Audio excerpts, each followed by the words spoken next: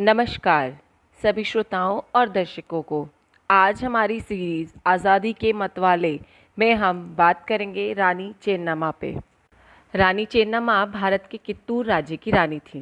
सन 1824 में उन्होंने हड़प नीति के विरोध में अंग्रेज़ों से सशस्त्र संघर्ष किया था। ये बात 1857 के प्रथम संग्राम से 33 वर्ष पूर्व की है।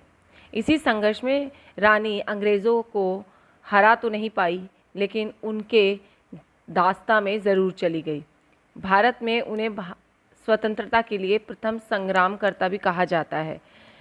सबसे पहले शासकों में उन्हें ही सम्मानित किया जाता है। रानी चेन्नम्मा को साहस और वीरता के कारण देश के विभिन्न हिस्सों में, विशेषकर कर्नाटक में बहुत सम्मान से देखा जाता है। झांसी की रानी से भी पहले ही वह युद्ध में अंग्रेज़ों के दांत खट्टे कर चुकी थी। हालांकि उन्हें युद्ध में सफलता नहीं मिली और उन्हें अंग्रेज़ों द्वारा कैद कर लिया गया और वहीं चेन्नम्मा का निधन भी हुआ।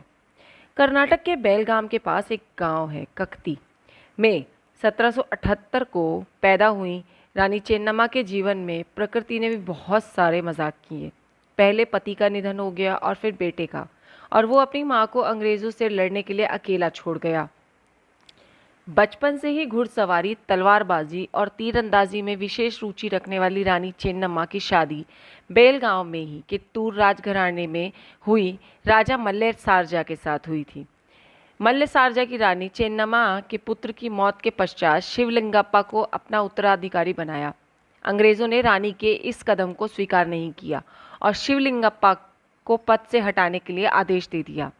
यहीं से उनका अंग्रेज़ों से संघर्ष शुरू हुआ और उन्होंने अंग्रेज़ों का आदेश स्वीकार करने से साफ इनकार कर दिया। अंग्रेज़ों की राज्य हड़प नीति, डॉक्ट्रिन ऑफ लैप्स के तहत दत्तक पुत्रों को राज करने का अधिकार नहीं था। ऐसी स्थिति आने पर अंग्रेज़ उस राज्य को अपने राज्य में मिला लेते थे। कुमार के अनुसार रानी चेन्नम्मा और अंग्रेज़ों के बीच हुए युद्ध में इस नीति की अहम प्रमुख भूमिका थी। 1857 के आंदोलन में भी इस नीति की प्रमुख भूमिका थी। अंग्रेज़ों की इस नीति सहित विभिन्न नीतियों का विरोध करते हुए कई रजवाड़ों ने स्वतंत्रता संग्राम में भाग लिया था। डॉक्ट्रिन ऑफ लैप्स के अलावा भी रानी चेन्नम्मा को बहुत सारे अंग्रेज़ों के कानूनों से आपत्ति थी। उन्होंने उनके खिलाफ जो युद्ध छेड़ा उसमें वो अपूर्व शौर्य के प्रदर्शन के साथ लड़ी, लेकिन वो युद्ध भूमि में अंग्रेज़ों के आधुनिक हथियारों के सामने टिक नहीं पाई। अंग्रेज़ों की कैद में ही 21 फरवरी 1829 को उनकी मृत्यु हो गई। पुणे बेंगलुरु राष्ट्रीय राजमार्ग पर बेलगाम के पास कित्तूर का राजमहल है और अन्य गौरवशाली इमारतें भी खड़ी हैं, और जो अपने वैभवशाली इतिहास को दोहराती हैं और कहती हैं कि हम भी कभी बुलंद थे। ये सारी गाथाएं सुनने के बाद केवल इतना लगता है कि वो सब ना होते तो हम कहाँ होते।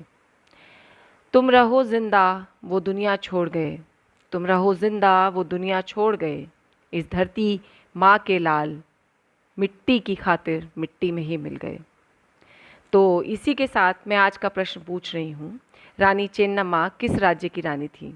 मैं अपना प्रश्न दोहरा रही हूँ, आपको बताना है कि रानी चेन्नम्मा किस राज्य की रानी थी। धन्यवाद। यदि आपको मेरा ये चैनल और मेरे दिया हुआ ये गाथाएँ या उनकी कहानियाँ अच्छी लगती हैं तो कृपया करके मुझे अपना समर्थन दें। आप मुझे अपना समर्थन लाइक, शेयर और कमेंट के द्वारा भी दे सकते हैं। सब्सक्राइब मेरे चैनल को ज़रूर करें, जिससे कि मैं प्रोत्साहित होकर और ज़्यादा से ज़्यादा आपको इस तरह की कथा दे सकूं। धन्यवाद।